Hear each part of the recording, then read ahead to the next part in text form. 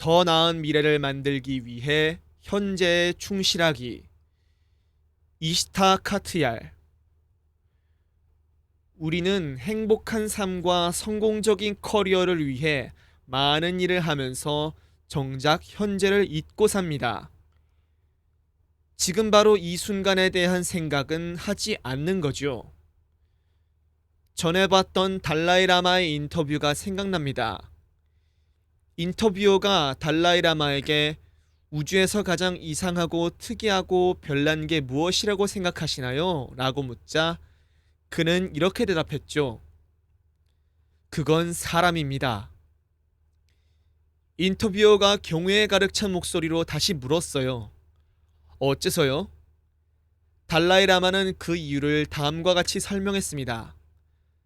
사람들은 돈을 벌기 위해 건강을 희생하고 나서 이번에는 건강을 회복하려고 돈을 희생합니다. 그리고 미래에 대해 불안해하고 초조해하면서 현재를 즐길 생각을 하지 않죠. 결과적으로 현재를 사는 것도 미래를 사는 것도 아닌 것이 됩니다. 사람들은 마치 절대 죽지 않을 것처럼 살면서 한 번도 진짜 사는 것답게 살아보지 못하고 죽는 거예요. 저는 아직 어린이에 지나지 않고 모든 문제의 해결책을 갖고 있지도 않습니다. 그렇지만 이 자리에 계신 여러분 모두가 저와 별반 다르지 않다는 것을 아셨으면 합니다. 기분을 상하게 해드리려는 게 아니라 깨달음을 드리고 싶어서입니다. 우리가 지금 현재 하고 있는 일들을 통해 만들어가는 미래가 제 눈에는 그리 썩 좋아 보이지 않는다는 것을요. 다음번에 저 같은 어린이와 이야기를 나눌 기회가 되신다면 나중에 커서 무엇이 되고 싶으냐고 물어보는 대신 지금 그들이 원하는 것이 무엇인지 물어봐 주세요. 학생이나 어린이들의 삶에 교육자의 역할이 상당히 크다고 생각합니다.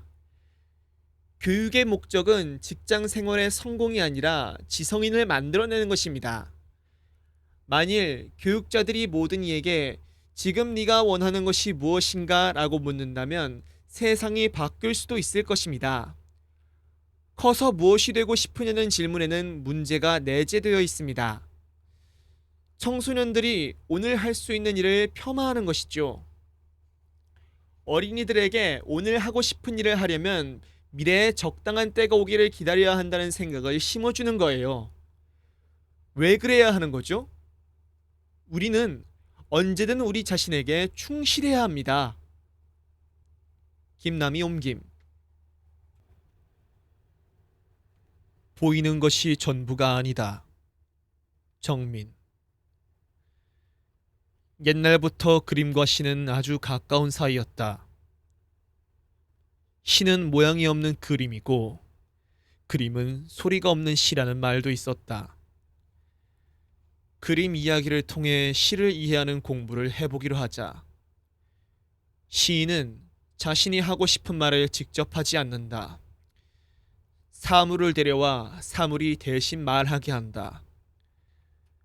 그러니까 한 편의 시를 읽는 것은 시인이 말하고 싶었지만 말하지 않고 시 속에 숨겨둔 말을 찾아내는 일이다.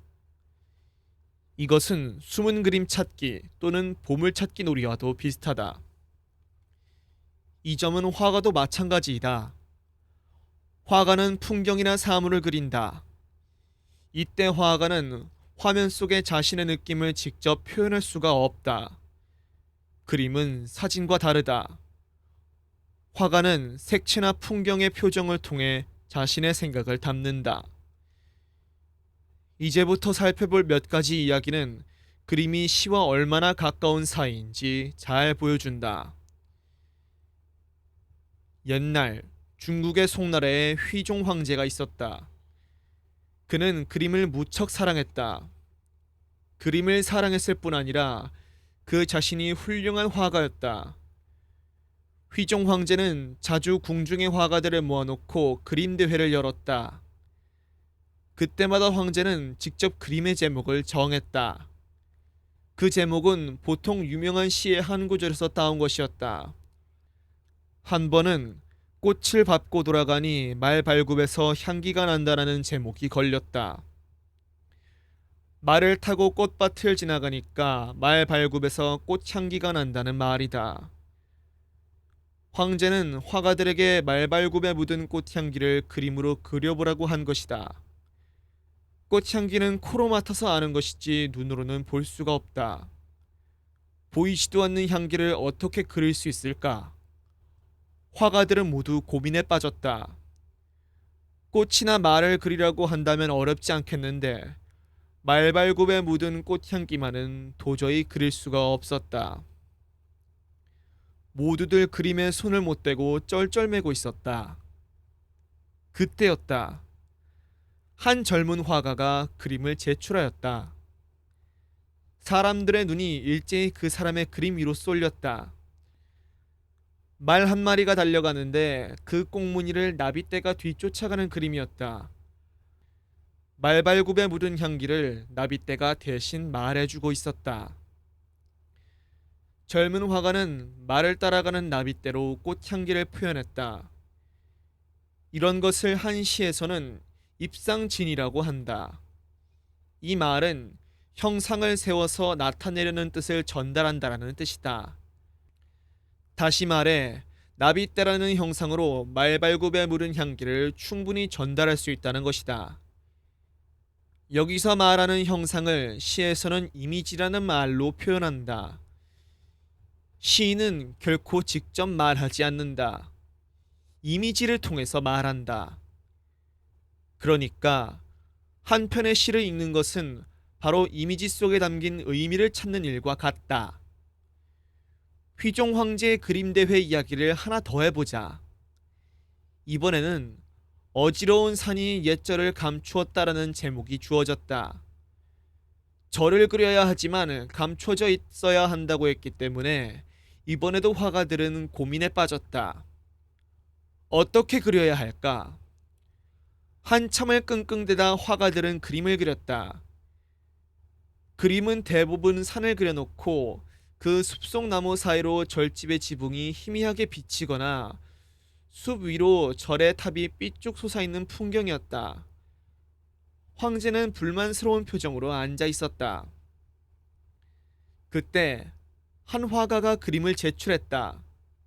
그런데 그가 제출한 그림은 다른 화가의 것과 달랐다. 우선 화면 어디에도 절을 그리지 않았다. 대신 깊은 산속 오솔길에 한 스님이 물동이를 이고서 올라가는 모습을 그려놓았을 뿐이었다.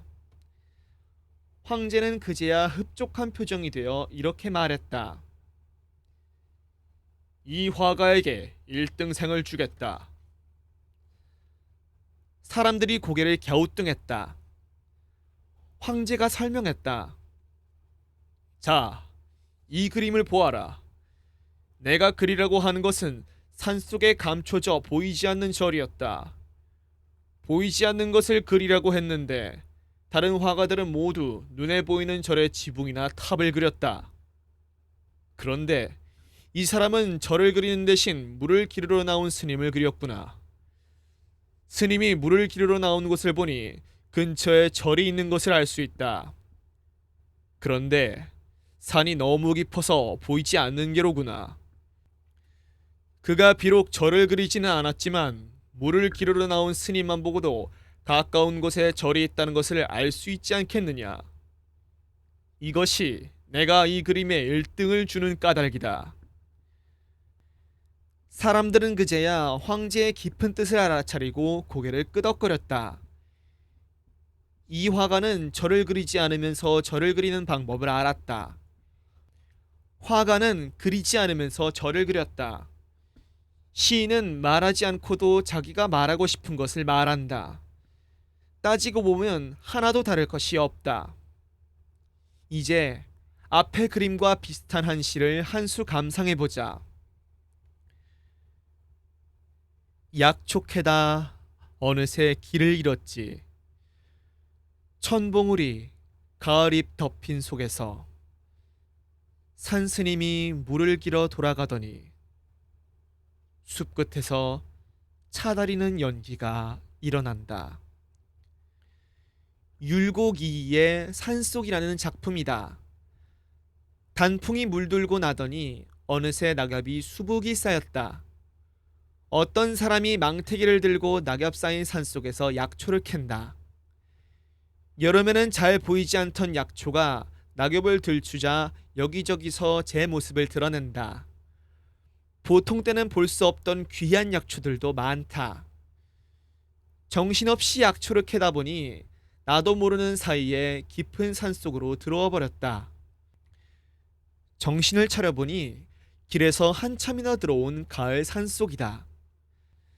낙엽은 어느새 무릎까지 쌓여오고 조금 전 내가 올라온 길이 어딘지조차 알 수가 없다. 약초꾼은 그만 덜컹 겁이 난다. 어느새 해도 뉘엿뉘엿해졌다. 빨리 집으로 돌아가야겠는데 어디가 어딘지 도무지 방향을 알 수가 없다. 덮어놓고 내려가다가 낭떠러지가 나오면 어쩌나. 길을 잘못 들어 전혀 엉뚱한 방향으로 가면 어쩌지? 이러다가 밤이 되면 산짐승들이 내려올 텐데 어찌할까? 이러지도 저러지도 못하고 있을 때였다. 저 건너편 숲 사이로 희끗 사람의 그림자가 보인다. 하도 반가워 자세히 살펴보니 한 스님이 물동이에 물을 길어가고 있다. 스님의 모습은 금세 숲 사이로 사라지고 말았다. 저리로 가면 스님이 계신 암자가 나올까? 혹시 나오지 않으면 어떡하지? 짧은 시간에도 생각은 어지럽기만 하다. 바로 그때다. 스님이 사라진 숲 저편 너머로 연기가 모락모락 피어오른다. 좀 전에 물을 길어간 스님이 낙엽을 태워 찬물을 끓이고 있는 모양이다. 약초꾼은 모락모락 피어오르는 연기가 구세주로도 맞는 듯이 반가웠겠다. 마치 스님이 약초꾼의 다급한 마음을 알아서 신호탄을 쏘아올린 듯한 느낌까지 들었을 것 같다. 갑자기 목이 마르다. 어서 가서 스님에게 차 한 잔은 얻어 마셔야지. 하루 종일 캔 약초로 망태기는 이미 묵직하다. 하지만 발걸음이 가벼워져서 무거운 줄도 모른다. 무릎까지 푹푹 파묻히는 숲길도 이제는 조금 더 힘들지 않다. 이 시를 그림으로 그리면 어떻게 될까? 낙엽 쌓인 산속에 망태기를 든 약초꾼 한 사람이 먼 곳을 보며 서 있겠지. 스님의 모습은 그리면 안 된다. 다만 숲 저편으로 시로리 같은 연기가 모락모락 하늘 위로 피어오르면 된다. 앞서 본 휘종 황제의 그림 이야기와 비슷하지 않은가? 정말 소중한 것은 눈에 잘 보이지 않는다. 눈에 보이는 것이 전부가 아니다. 뛰어난 화가는 그리지 않고서도 다 그린다. 훌륭한 시인은 말하지 않으면서 다 말한다. 좋은 독자는 화가가 감춰둔 그림과 시인이 숨겨둔 보물을 가르쳐주지 않아도 잘 찾아낸다. 그러자면 많은 연습과 훈련이 필요하다.